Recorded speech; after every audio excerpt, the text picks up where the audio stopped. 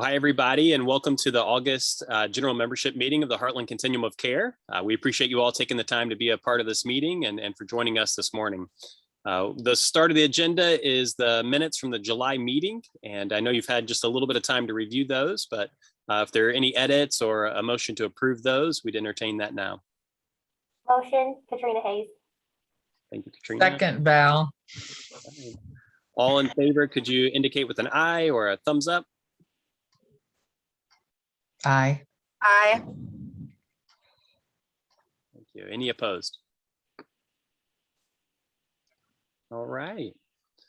Well, we'll keep moving. Our spotlight for this month's meeting is Jenna Fox, who's the Recovery-Oriented System of Care Manager with the Family Guidance Center. And we're grateful that Jenna has joined us this morning to talk a little bit about the Recovery-Oriented System of Care process, what's going on there, and how that connects with the work we're doing to address homelessness. So Jenna, we'll give the floor to you now. And again, appreciate you being with us today.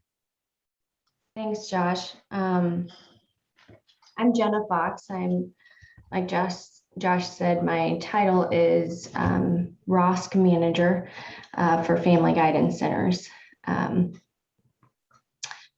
come to this position with a lot of compassion. I've been in the field of substance use disorder for a decade now, so 10 years. So I started my career in St. Louis and then moved up here because I miss my family. And anyways, the last couple of years I've been working at Family Guidance Centers.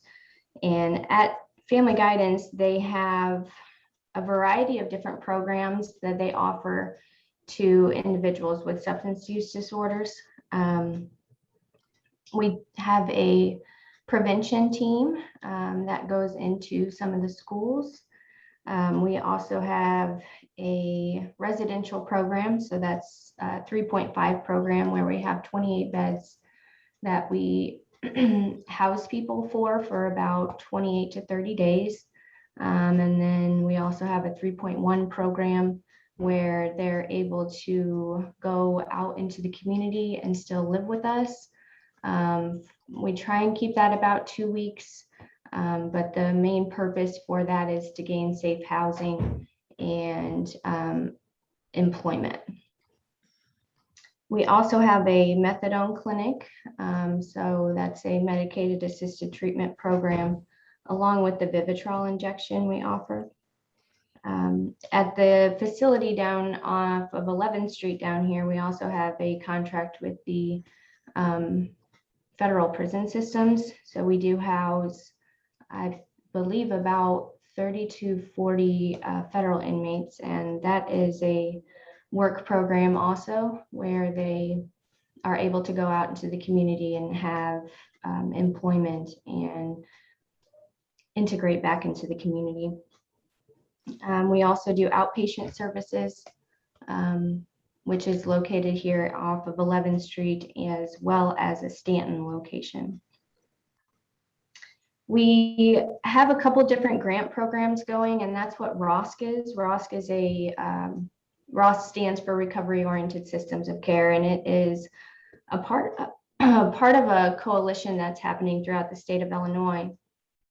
Every county, well, not every county, but a lot of counties were given a grant, and it's called ROSC. And what we're attempting to do with ROSC is build a recovery capital, and we're attempting to form the system better for individuals in recovery. We run a monthly council meeting, and the end goal is to develop a RCO, which is a recovery community organization. A couple other grants that we also have is a state-funded grant called Hub and Spoke. And what that grant is attempting to do is expand medicated assisted treatment and medicated assisted recovery into the deserts. So we're looking at the more of the rural areas and linking with medical care providers to provide the medicated assisted treatment Suboxone and we provide the treatment services. We also have another grant. It's called SBIRG, and that is located in Memorial ER. There are 2 different screening processes that grant does, and they are screening for mental illnesses and substance use disorders.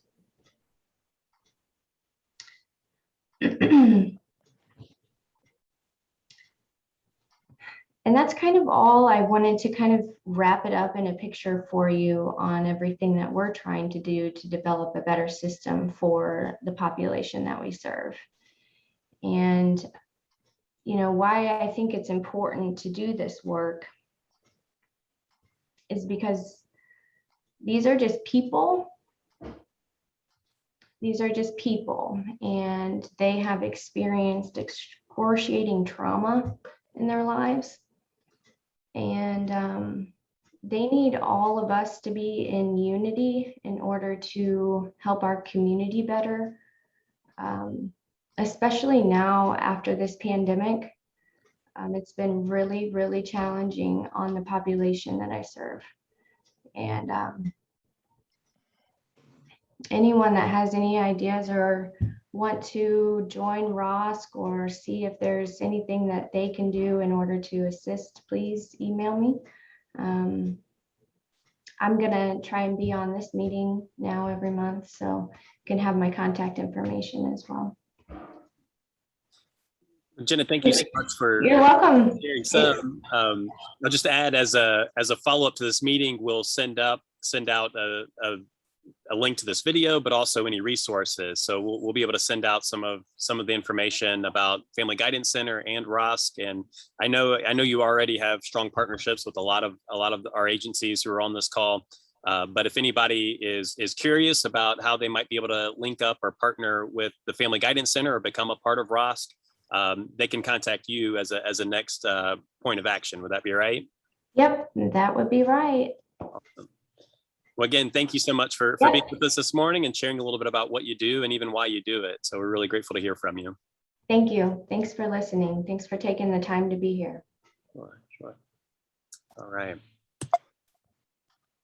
Okay, our next item on the agenda is just wanted to provide you an update on our short-term strategy, but then also our strategic planning effort that we have in terms of developing a long-term strategy. So we, over the course of the last several weeks, have been working, I guess, in a pretty public way through City Council and other avenues to really work on the issue of overflow shelter. When we put forward our short-term strategy early in the year, a strong part of that was to be able to shift the winter emergency shelter effort as it ended toward an overflow shelter so that we could use available shelter beds and work in close cooperation. So a few weeks ago, an ordinance was presented to City Council, and the Continuum was able to work with, oh, my slide advanced, there we go. I was trying to figure out how to get somebody in from the waiting room, and I've got too much stuff open here to, oh no, my mouse, not that you care, but somebody's trapped in the waiting room. I guess that's the point.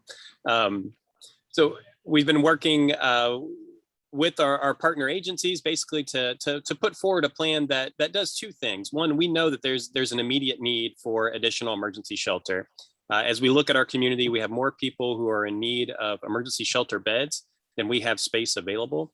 And so we want to be able to meet that need, but at the same time, we want to continue to push forward in our effort to provide adequate supportive housing to meet the needs in our community. And so we really wanted to use this opportunity to present, that we have to take a both and approach if we really want to move forward and address homelessness. And as part of that, we've committed to saying that we as a continuum, we as a group of collective agencies, we want to work to end homelessness in 5 years. And so to really work with that intentional measure in mind and continue to move forward strategically. So over the course of the last several weeks, we've been able to have ongoing conversations. And this past Tuesday, an ordinance was passed for overflow shelter.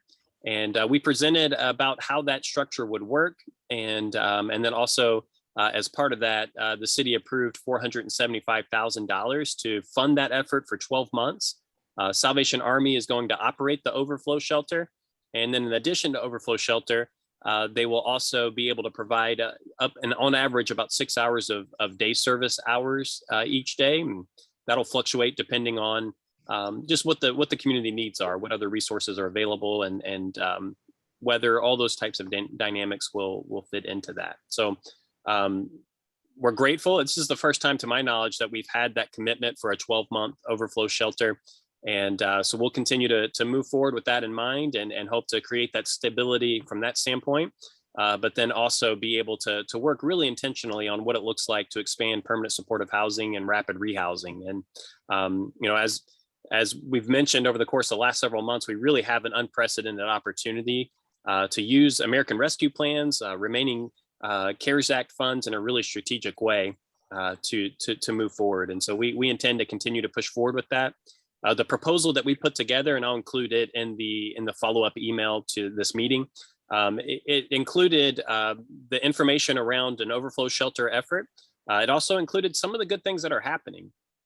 Helping Hands is leading a housing for health initiative that really is an important step to move forward, and that's in development. Last month, we talked about the ability to hire a housing navigator. That person has been hired and will be starting at the end of the month, which is a really exciting next step for us. Through the emergency housing voucher program that we've talked about, those vouchers were made possible by the American Rescue Plans. They're going to allow us to create a move on program that will help us to create more movement in our system, both around permanent supportive housing and we hope around rapid rehousing as well. So there's just a lot of great things that are happening, and we want to continue to build on those, right? One of the things that continues to pop up, you know, at City Council Tuesday, the comment was made, you know, we're paying all this money for an overflow shelter. We want to see results. We want to see this overflow shelter end homelessness. And what we continue to try to communicate is that emergency shelter is a crucial part of our crisis response system.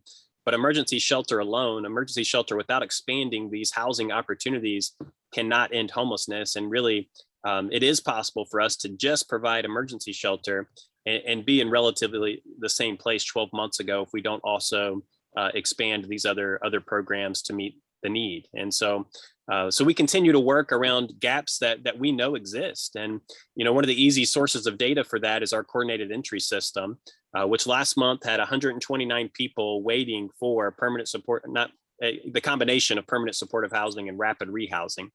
77 of those were waiting on rapid rehousing, and 52 were waiting on permanent supportive housing. And so that gives you just a quick snapshot. The need is greater than that. And we know that homelessness doesn't end just because we meet the current need. We know that we continue to need to have a strong crisis response system to address that, what will be an ongoing need. And so the hope is to use these funds in a strategic way to really address this backlog of need in our community, and then to create a system that's effective enough to hit that point of functional zero and be able to help a person enter housing within 30 days.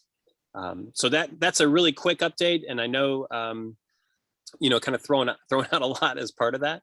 I guess other parts that were part of that proposal as you read it, the initial ordinance was for 24 months at the winter, what was the winter emergency shelter location.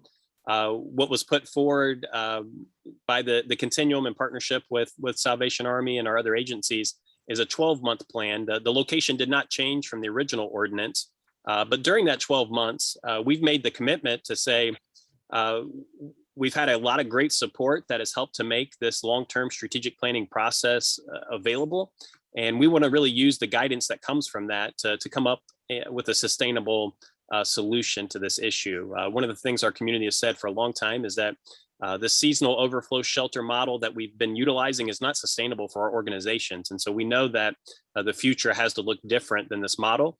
And so we want to use that long-term strategic planning process to really help create a plan for what could be. And then we plan by May 1st to bring that to City Council to say, here's what we believe the future should be, and then seek support from community partners to help make that happen. So additionally, we made some recommendations to City Council about some other ways that we can move forward.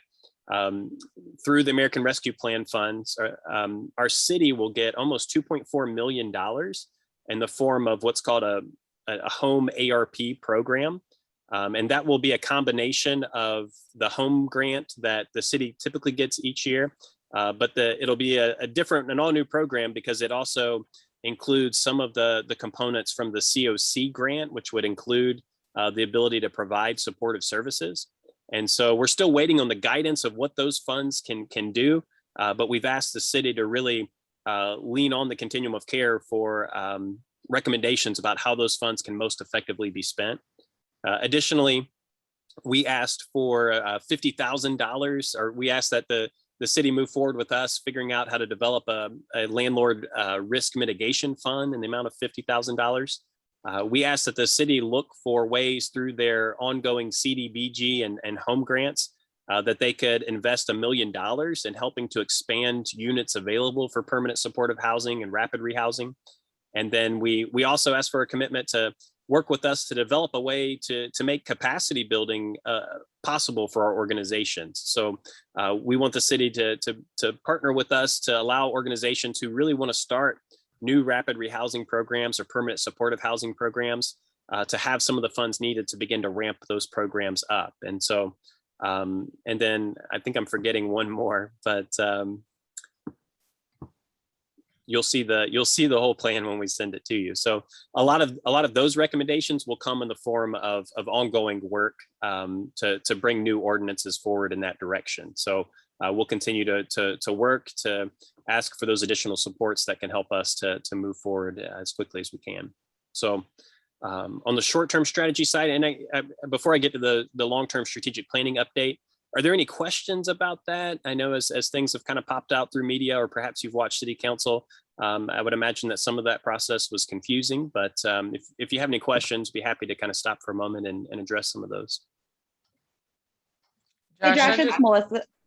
Go ahead, Melissa. Mhm. I don't have a question. I just have a comment to the whole team about what a great job you guys did at the meetings and in preparation of the plan.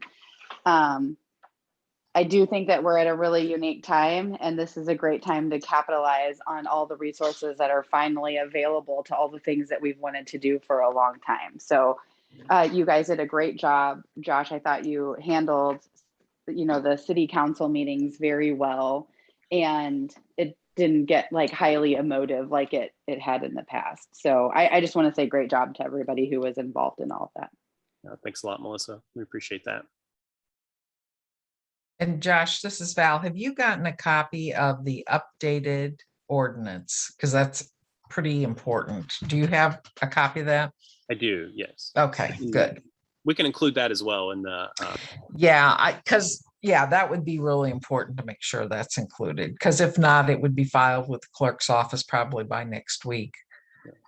Making sure any amendments, because do these include the amendments that were made on the floor? So those amendments were made in advance, so they were just sort of announced. Okay. Yeah, they made them on the floor because what they had was the previous. So, okay, good. I have a question, Josh. And it's probably a little bit early, but in what I do, I kind of would like a heads up. Do we have a tentative start date then? I know it's a little early, but Right. For the overflow. Yeah, I know I think the hope is as soon as possible. I think the realistic component of that is we understand the hiring climate that everyone is in at this time, and the commitment is to not just hire, but to work on training before this really launches.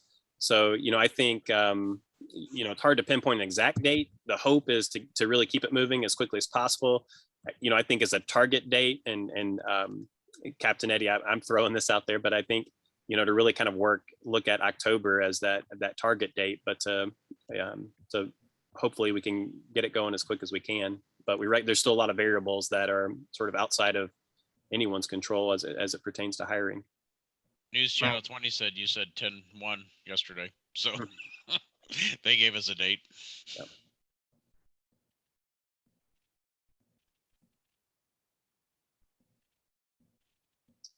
Any other questions? I have one more question about the EHV vouchers, and maybe you're going to talk about it later. I do have to hop off for some interviews this morning. Are we having separate meetings about when referrals are going to start coming through? Are we going to wait till the housing navigator starts?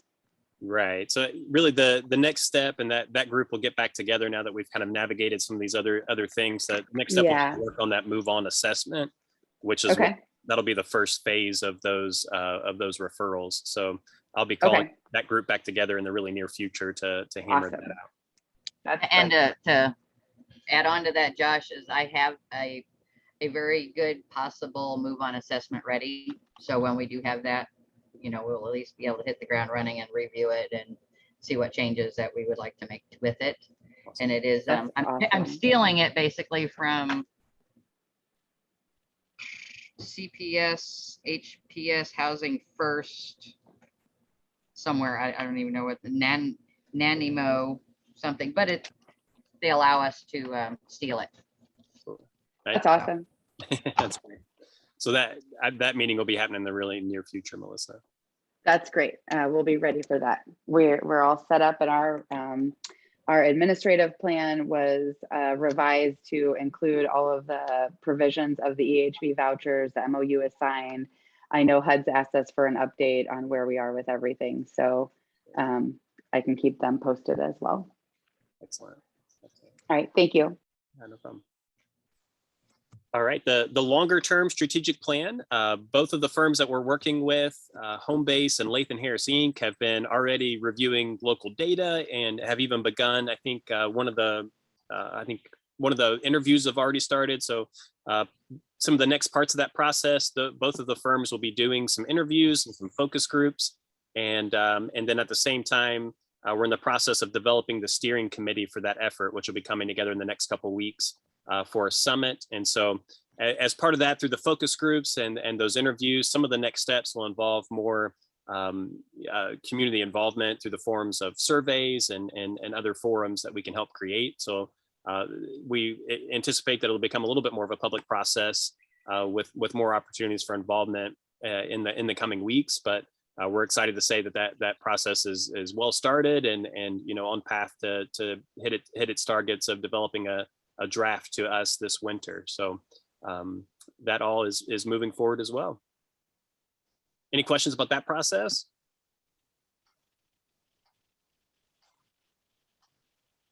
All right. Well, the next part, we like to create a little space if agencies, if you have any new programs, expanded programs, anything that you would like to share with the larger group, this would be a great opportunity for you to share what you have going on.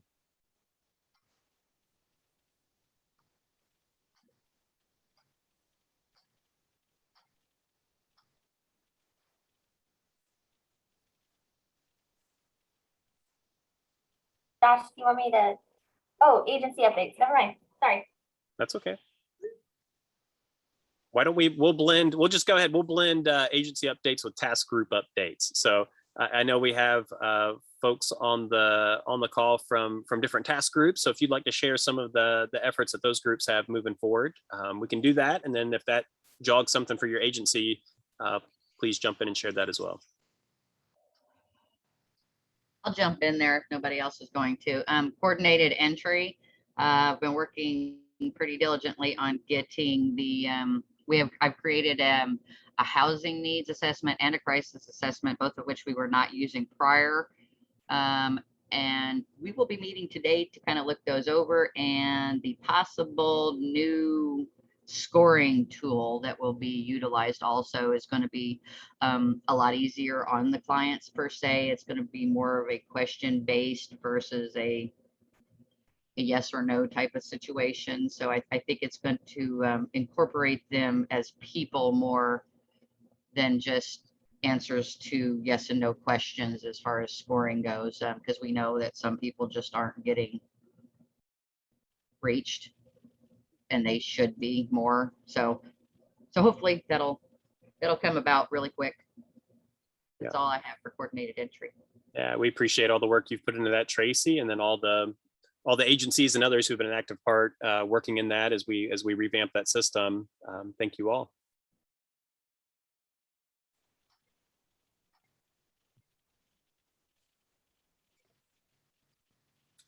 Any other updates? Yeah, this is Archie from the Veterans Task Force. We have a date for our stand down in 2022, which will be April the 15th of Friday, 2022. And on this stand down, we're going to incorporate a work fair with it. So we'll have agencies here ready to employ or take applications for people that want to find work on that date. And that's all the update that I have for the Veterans Task Force. Awesome. Thanks, Archie. Community education has been working pretty hard.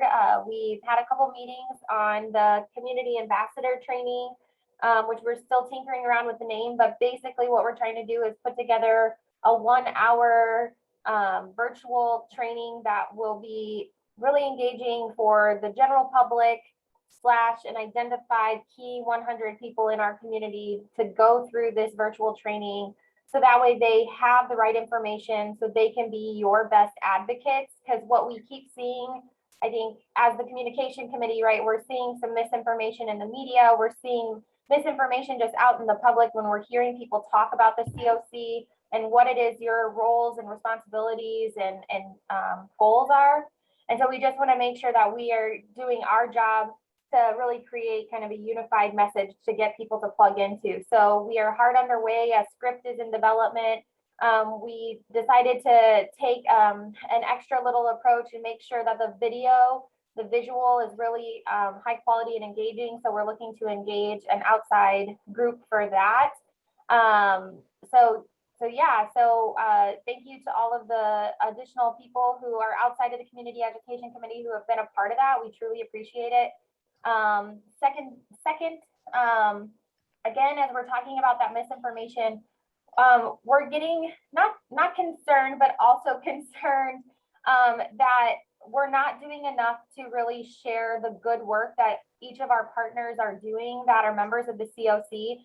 So the Community Education Committee, we have developed a really short success story survey, Dropbox, whatever you want to call it. So that way, each of you, as you have success stories coming forward in your organization, we want you to submit those to us so that way we can be kind of combing this survey every single week or month to put out some messages on your behalf as an agency, but under the COC umbrella. And so I know that there are some really strong media navigators on our Community Education Committee. And so they're looking forward to using these success stories. So again, just anytime something positive happens, you can put as much detail as you want into this success story form. You can put as little of detail in this form as you want, but we just want people to start engaging with it and utilizing it to the best of your ability. And then just ongoing efforts. So if there are anything that you need us to be thinking about as your Community Education Committee, we know that we'll have a role to play when the strategic planning work is going and happening to help continue to support that work. And then we're also starting to think about Homeless and Hunger Awareness Week, which is November 13th through the 21st. So if you have any ideas or opportunities during that week or something that you want us to consider for an approach, please let us know. And then the last thing I'll mention, which kind of circles back to how I started about that community ambassador training, we're really hoping for a release sometime in September. But what we're going to do first is do a pre-engagement campaign. So we're going to look for, so in addition to identifying kind of a top 100 of people that we really want to see engaged with this training, we're going to put out a call to a little bit of the general public and say, like, hey, we're creating this training. Do you want to be an early adopter and sign on to be notified and to take it first thing? So we're hoping that that will occur that second week of September. And yeah, so you all should be seeing information rolling out on that very, very soon. Any questions? I just dumped a lot of information. I have one, Katrina. It's Tracy. Yeah. Is that going to be like through the United Way, or is that going to be like through Josh and Facebook? Or I'm back to the first thing you were talking about. I'm sorry about the positivity thing. The community ambassador training, No. the You know, success stories. yeah.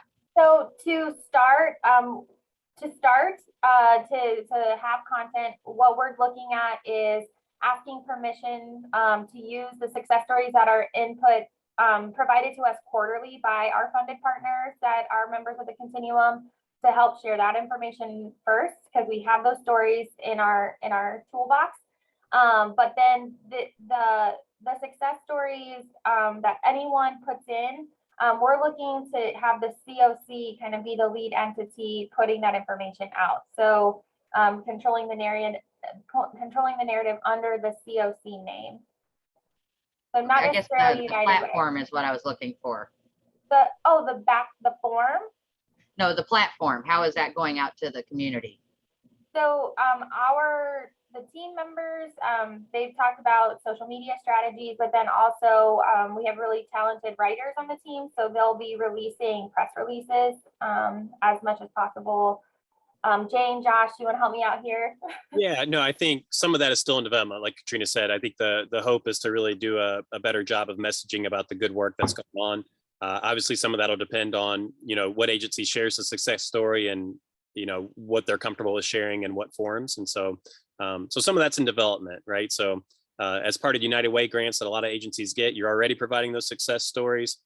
So we'll kind of double back and try to get permission to utilize some of those, and we'll be in touch with agencies about how that's done and run that by an agency before it all gets out there. I think a good way though to kick that off even is to start with a continuum wide housing mini narrative kind of thing. I mean, back as far as Service Point has collected data to put it out there and actually say, as a whole, in the last 9 years, we've helped this many people here. We've helped this many people here. We've helped rehouse. We've helped stop people from homelessness with homeless prevention, and then be able to, start that umbrella of saying, here is a success story in homeless prevention. Here's a success story with rapid rehousing, like you guys are wanting to do. But, to put it out there that, we've helped a lot of people, and people don't see that. They see right now numbers, and they see a tent city. They don't know the 9,940 people we've helped in one way, shape, or form since 2012. That's a lot, you know. Tracy, not to put you on the spot, but because you are the closest to that information, could you use the success story form and drop some of those really key facts or things that you think would be really awesome stories, so that way we can start putting them in a file, so that way we can comb through it and use it to help elevate that message? I mean, I could give you the numbers. Right. I would, once again, I can't call it any agency specifically. No, Yeah. When you look at the form, you'll understand. It'll fit what you just described. Okay. Yep. Wonderful. Yep. Excellent. Thank you. Thank you, Katrina. We appreciate all your work, and that community education team is doing a lot of great work. So thank you to everybody. The team needs the credit. Yeah, for sure. All right. Hi, I'm Melinda Hubley, and I'm the new managing attorney of Land of Lincoln Legal Aid in Springfield. And so I just wanted to point out some programs that we've continued with, as well as some new grants that we have. So we have what's called our Access to Justice grant, and that allows us to help people try to expunge and seal their criminal histories. We also have another grant that allows us to represent people in vacating and expunging eligible cannabis convictions, in the hopes that those individuals will be able to either secure work or move up in their career path, or that it will assist them in getting housing. We also have a hotline dedicated to that Access to Justice program, and that hotline also serves now as our housing hotline, where people who have been threatened with an eviction who have been locked out, who have an eviction notice or a summons to appear in court can call that and get advice or get referral to a regional office. I will put that phone number to the hotline in the chat. We are also partnered with SIU Family Medicine, and we have a medical legal partnership with them, and it allows their patients to be referred to our office. And we help people who have been denied Social Security disability, which helps them once they've been approved to have money to get stable housing. We also help individuals who have been denied temporary assistance to needy families or have that terminated, as well as if they've had their food stamps denied or terminated. So I just wanted to throw that out there for everyone.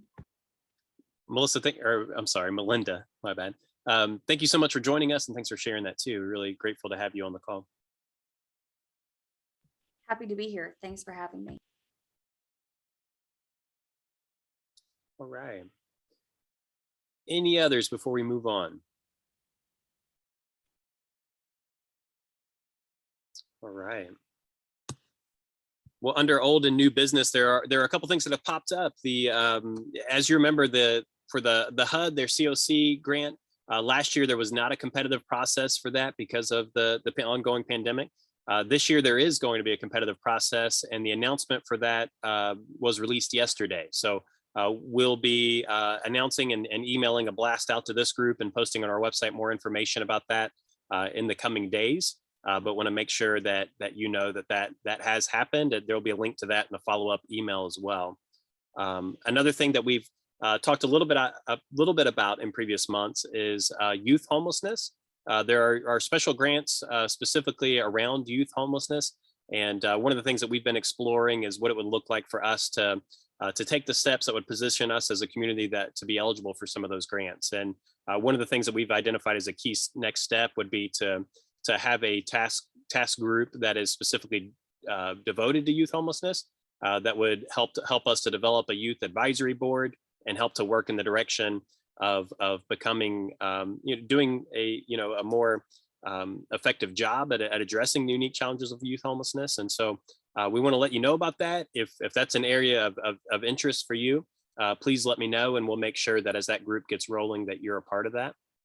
And then the last thing that I have under old new business is the housing navigator. I already mentioned that previously, but that was a position that's made possible through those emergency housing vouchers, administrative dollars.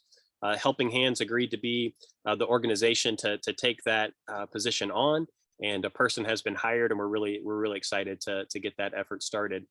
Initially, because the funding is coming from those emergency housing vouchers, that will be a primary area of focus for this person as they come online. Any other old or new business?